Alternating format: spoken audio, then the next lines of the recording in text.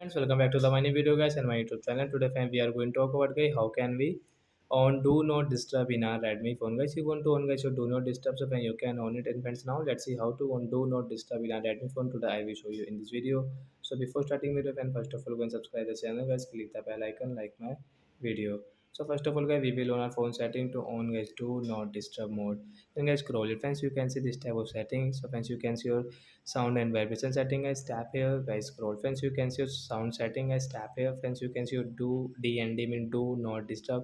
You want to on guys, tap here. Guys, do not disturb mode will on. And when you can see this moon icon on your screen, after on do not disturb. So after on guys, do not disturb guys, you cannot use guys your volume setting guys. So like that guys, you can only do not disturb setting in your Redmi phone. So that's it guys, thanks for watching the video guys. Now we will meet the next video guys with new topic. Before going guys, please go and like the video, subscribe the channel. Bye bye friends, thanks for watching the video guys.